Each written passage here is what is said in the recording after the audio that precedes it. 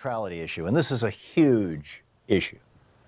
Ajit Pai, the former Verizon lawyer, is now the head of the Federal Communications Commission. This is what happens when Trump puts people from industry in charge of regulating industry. Former Verizon lawyer Ajit Pai wants to destroy net neutrality. Net neutrality says basically the government can't mess with who you're watching on the internet as long as it's not illegal content. The government can't mess with it, they can't speed up or slow down sites, and corporations can't mess with what you're looking at on the internet. They can't speed up or slow down sites or block access to sites that the corporations don't like or that the corporations think are not as profitable as sites that they may own. And Ajit Pai is going to change it so that going forward, you know, say you've got Comcast cable. Well, Comcast owns NBC and MSNBC. So you might get MSNBC and NBC at a really, really high speed. Great programming. You know, hey, that looks marvelous on my big screen TV at home that I'm now cord cutting, you know, taking off the internet. But if I try to watch CNN or Fox News, it's hiccuping and it takes a long time to connect and the resolution is pixelated, and or I can't even find the site if I'm trying to go to a site called, you know, Comcast Sucks or .com or something like that. You know, I can't even find the site. What's going on? This is what Ajit Pai wants to set up. This is what the FCC, this is the direction they're trying to go. And somebody called in and said they already do that in Portugal. And I was like, what? I've never heard of this. So he gave me a link, and I checked out the link, and the link linked back to another story, an original story by Michael J. Coren at Quartz.com. And this was titled, "Without Net Neutrality in Portugal, Mobile Internet is Bundled Like a Cable Package." And this is, we're damn close to this here in the United States. But in Portugal and in Spain, they're not doing this with internet per se. In other words, they haven't come to this point yet.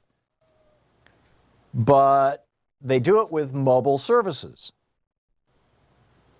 And you know, the mock-up, you know, what he was describing to me on the air was actually that mock-up of internet plans from 2014, which I was referring, you know, I said, you know, we used that graphic before where your basic telco is $29.95 a month. Then, oh, you want YouTube and Hulu and Netflix? That's an extra $10 a month. Oh, you want Google, Yahoo, Flickr, Blogger, Bing? That's an extra $5 a month. Oh, you want the BBC, the India Times, and, you know, Al Jazeera? That's an extra $5 a month.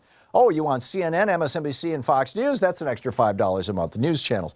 You want e-commerce? You want to access Amazon? You want to go to PayPal? You want to go to eBay? Overstock.com? That's an extra $5 a month. You can have that package. You want to stream music? You want to play Napster or Pandora or Rhapsody or Last.fm? That's an extra $10 a month.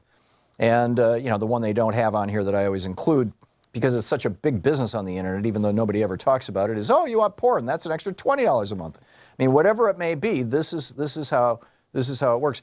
So what's happened is in Portugal, they're actually doing this sort of a thing with mobile plans, but the way they do it is tying it to specific apps. So if you have the app on your cell phone in Portugal, well, this is the specific thing. Consider Spain and Portugal. Lisbon-based telecommunications firm MEO has been rolling out mobile packages that provide users with add-on data plans limited to specific applications. It does not block content, but using data for apps outside the package would ultimately cost more relative to those in preferred packages. Not clear if companies paid to be included in the packages. Gee, you think? So this is, you know, the various packages that you can buy. Okay, so I'm going to put the Netflix app on my phone, and I get faster access to Netflix in Portugal. Well, this is what Ajit Pai wants to do here in the United States, but not just for mobile phones. See, I'm guessing in Portugal and Spain that mobile phones operate under a different set of rules and regulations with regard to the data streams that they're sending down than computers that are connected to the internet. Certainly that's the case to some extent, to a small extent, but it's there here in the United States. Louise and I were driving home last night. We were talking to our son he was on his cell phone. We were on Louise's cell phone. And Louise had yesterday painted a picture of our dog, Blue. She's a really good artist. And she wanted to text it to our son. And so she, sent it and said, what do you think? And he was like, okay, I'm all out of my data plan this month. And so it's going to come through very, very slow. So it takes like a half hour to load a picture that you got texted. Now that's just speeding up and slowing down.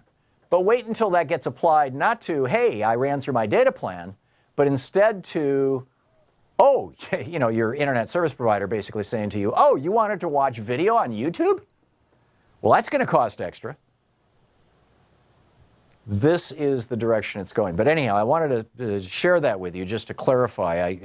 It makes me crazy when information comes out of this program that isn't complete and comprehensive and true and defendable, and so I just wanted to nail that down.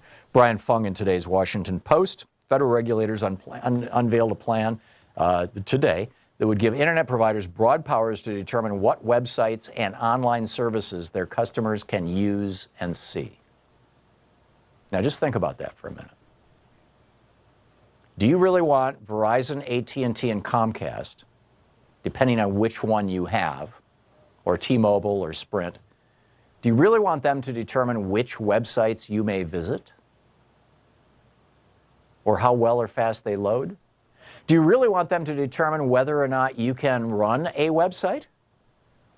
Whether people can access your website at a reasonable speed? I don't.